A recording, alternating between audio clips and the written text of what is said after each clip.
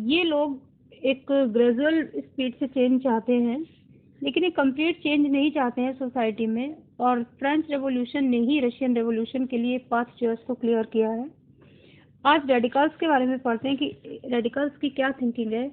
In contrast, radicals wanted a nation in which government was based on majority of country's population। Radicals जो है वो एक ऐसा nation चाहते हैं जिसमें कि गवर्नमेंट जो है वो कंट्री की पॉपुलेशन की मेजोरिटी पर बेस्ड हो। मतलब यह है कि अदर वर्ड्स में रेडिकल्स जो है उनको पूरी तरह से चेंज चाहिए सोसाइटी में, और वो हर किसी को वोटिंग राइट देना चाहते हैं। लिबरल्स केवल मैन ऑफ प्रॉपर्टी को, बट रेडिकल्स जो है वो सभी को। Many supported women's suffragette movement. Unlike liberals, they opposed the privilege of great landlords and wealthy factory owners। उन्होंने विमेन के सफ्रागेट मूवमेंट को भी क्या किया है, यहाँ पर विमेन का जो वोटिंग राइट है उसको भी उन्होंने सपोर्ट किया है। वो लिबरल्स की तरह नहीं है, उन्होंने लिबरल्स की तरह ऐसा नहीं किया कि विमेन के वोटिंग राइट को उन्होंने अपोज किया हो। वो विमेन को भी वोटिंग राइट देना चाहते हैं। हाँ, उन्होंने लैंडलॉर्ड्स को जो प्रिविलेज मिले हुए हैं और जो wealthy and rich factory honours को जो स्पेशल राइट्स मिले हुए हैं उनका भी रेडिकल्स ने अपोज किया है।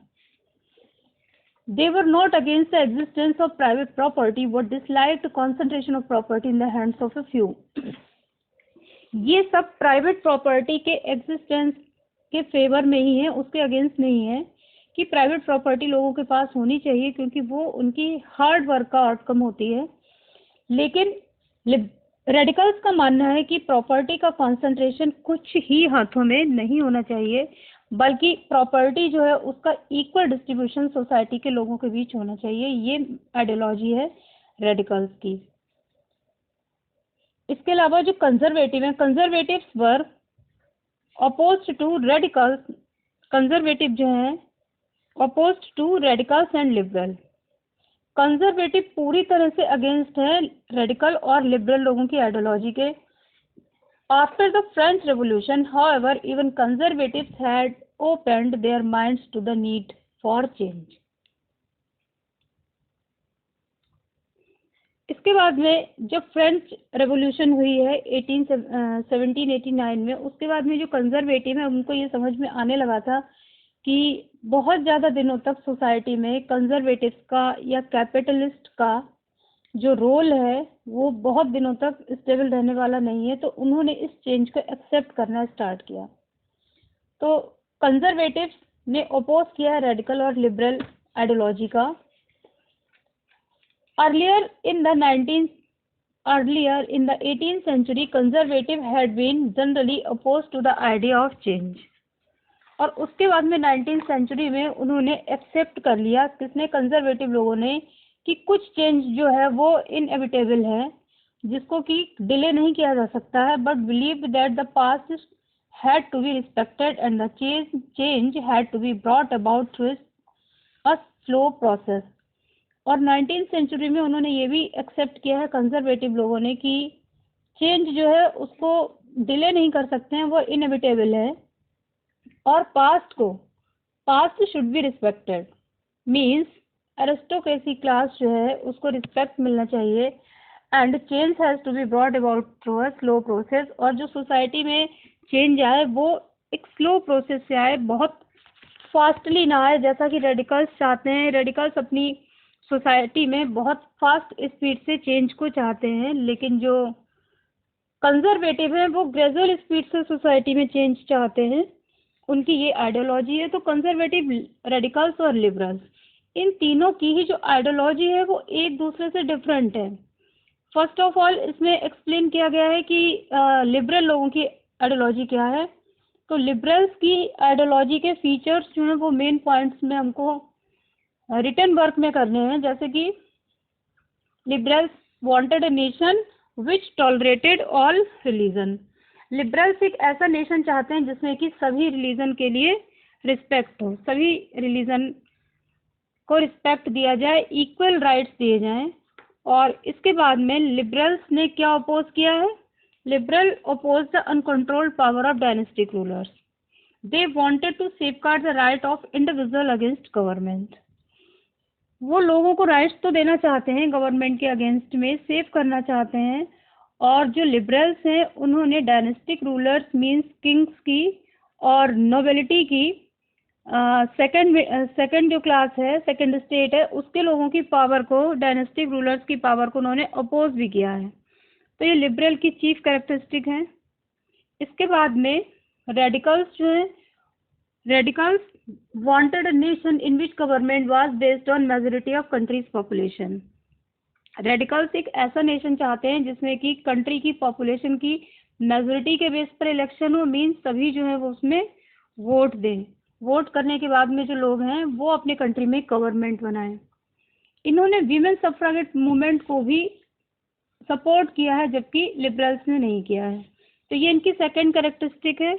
बिसाइड्स जो कंजर्वेटिव है वो लिबरल्स और रेडिकल्स दोनों को ही अपोज करते हैं। वो ग्रेजुअल चेंज चाहते हैं सोसाइटी में, बहुत ही स्लो स्पीड से उनको चेंज चाहिए, वो बहुत फास्ट चेंज के फेवर में नहीं है। तो such differing ideas about social change clash during the social and political turmoil that followed the French revolution.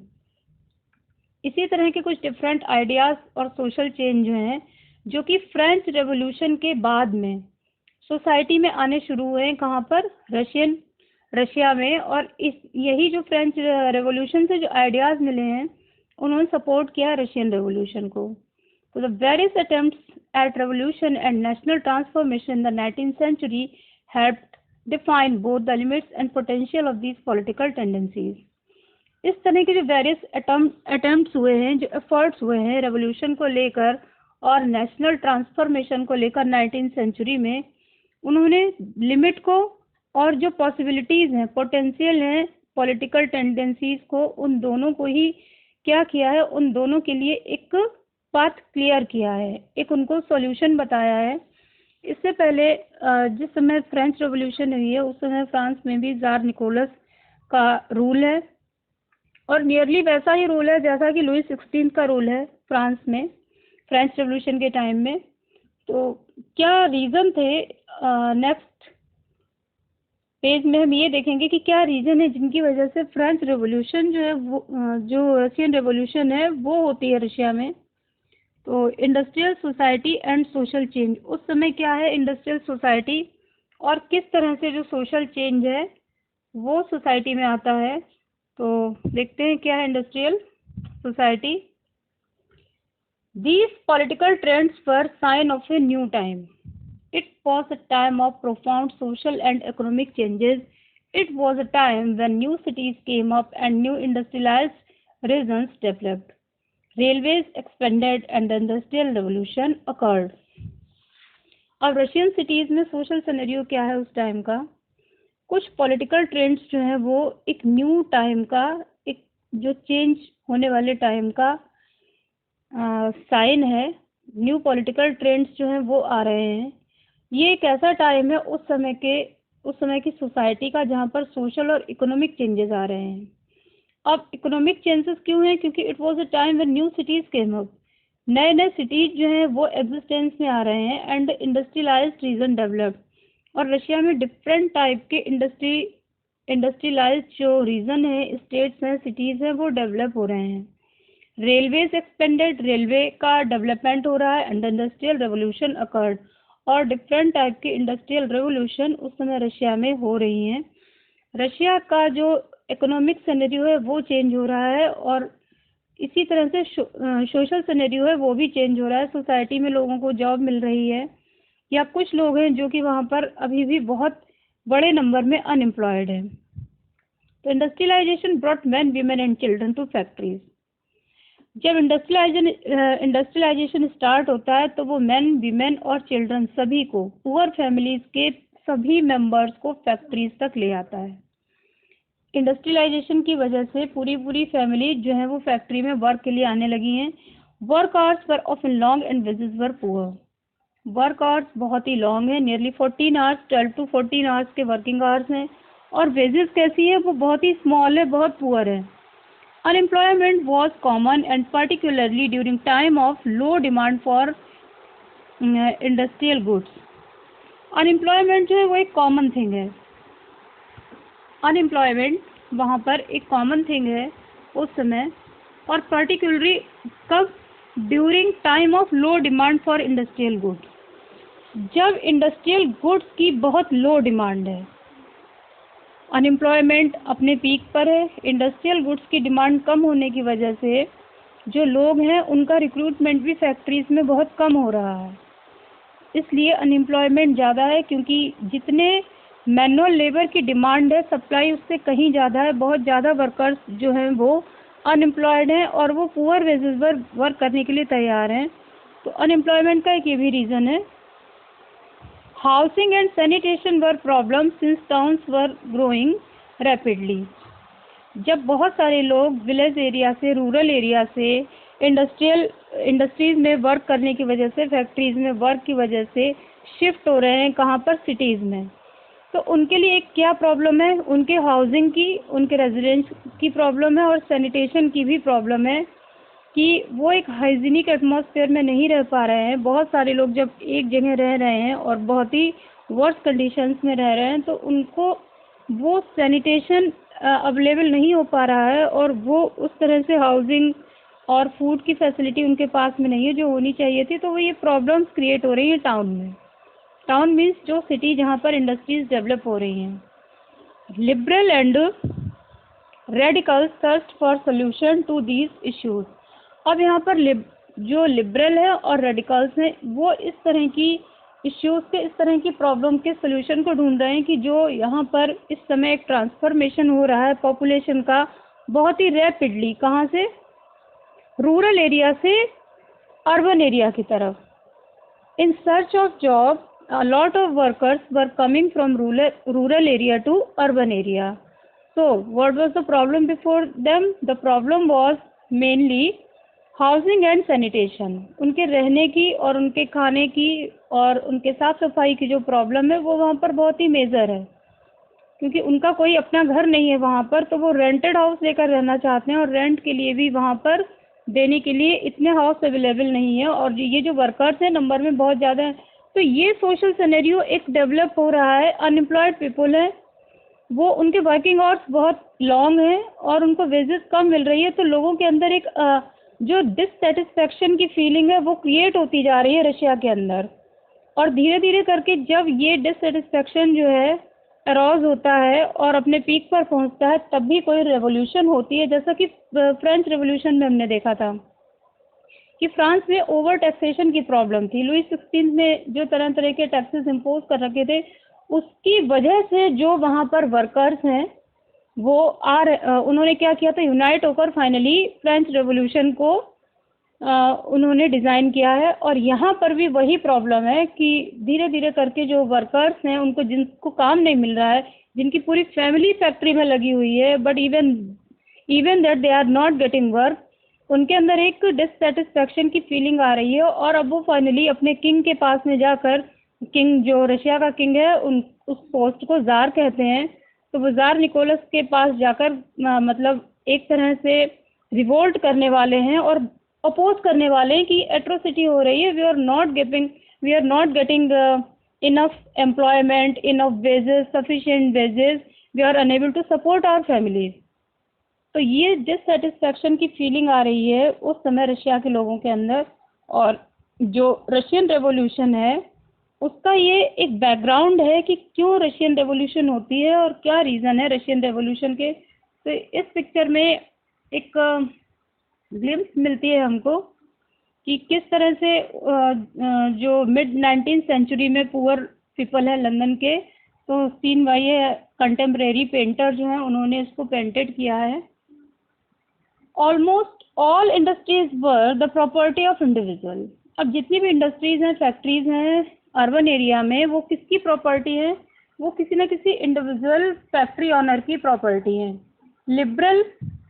Liberal and radicals themselves were often property owners. और बहुत सारे इसमें जो प्रॉपर्टी ऑनर्स हैं वो लिबरल और रेडिकल्स हैं। लिबरल और रेडिकल ये कोई कास्ट नहीं है, रेस नहीं है, बल्कि एक आइडियोलॉजी होती है। तो इस आइडियोलॉजी को रखने वाले बहुत से लोग ऐसे हैं जो प्रॉपर्टी ऑनर्स हैं उस समय।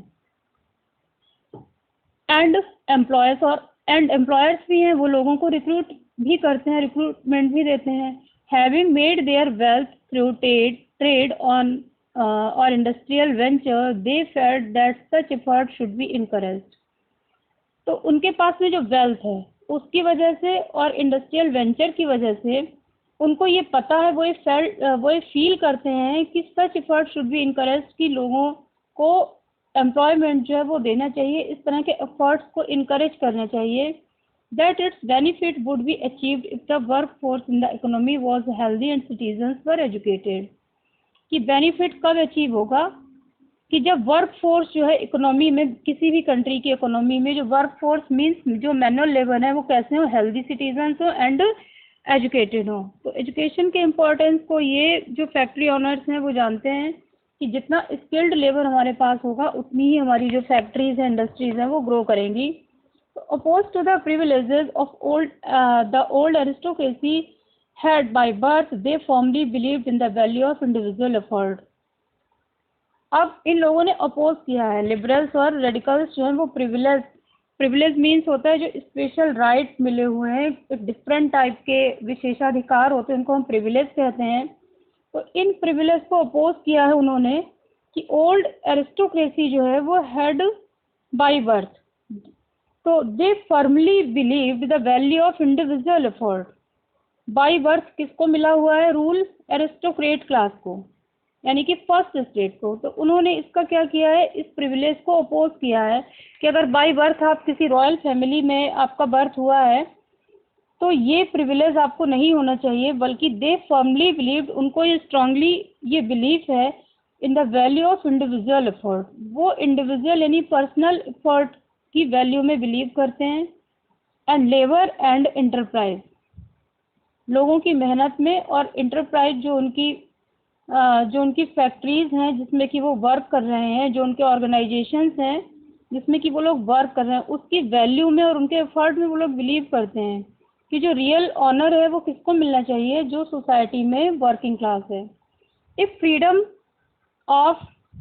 Freedom of individual was insured, अगर लोगों की जो फ्रीडम है वो उसको इंश्योर किया जाए, if the poor could labor and those with capital could operate without restraint, they believed that societies would develop। क्या उनका विश्वास है लिबरल और रेडिकल का कि जो if the poor could labour, कि जो पुअर हैं अगर वो मेहनत कर सकें, एंड दोज विद कैपिटल, और जिनके पास में मनी है, कैपिटल है, कुड ऑपरेट विदाउट रिस्ट्रेन, वो ऑपरेट कर सकें बिना किसी रिस्ट्रेन यानी रुकावट के, तो they believe the society would develop, तो सोसाइटी डेवलप होगी। अब यहाँ पर इसका क्या मीनिंग है कि फैक्ट्री ओनर्स कौन है, मैक्सिमम लिबरल और रेडिकल्स तो हैं, लेकिन उनके ऊपर एक एरिस्टोक्रेसी है, एक एरिस्टोक्रेट क्लास है जो उनको कंट्रोल करती है, इन फैक्ट्री ओनर्स को भी, क्योंकि ये टैक्स पेयर हैं और ये भी रेवेन्यू कहीं ना कहीं कलेक्ट करवाते हैं उस फर्स्ट स्टेट को, एरिस्टोक्रेट क्लास को।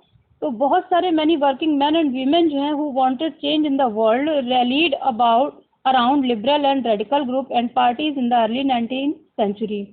अब बहुत सारे वर्किंग मैन एंड वीमेन हैं जो फैक्ट्रीज में, जो कि एक चेंज है सोसाइटी में चाहते हैं, उन्होंने रैली किया है। मीन्स रैली का मीन्स होता है बिलीव किया है, किस पर बिलीव किया, around liberal and radical group, इन्हीं लिबरल एंड रेडिकल ग्रुप पर, कि कहीं ना कहीं ये लोग क्या करेंगे, ये हमारी वेलफेयर के लिए एक जो पाथ है वो क्लियर करेंगे, आगे हमको एक रास्ता दिखाएंगे लिबरल और रेडिकल्स ग्रुप के लोग। और एक इसका मानना है थर्ड स्टेट का जो कि वर्किंग क्लास है, और उन्होंने ये सोचा है कि अर्ली 18th सेंचुरी के जो लोग हैं उन्होंने इन रेडिकल्स ग्रुप को और पार्टीज को उन्होंने सपोर्ट किया और उन पर रैली किया है, उन पर यकीन किया है।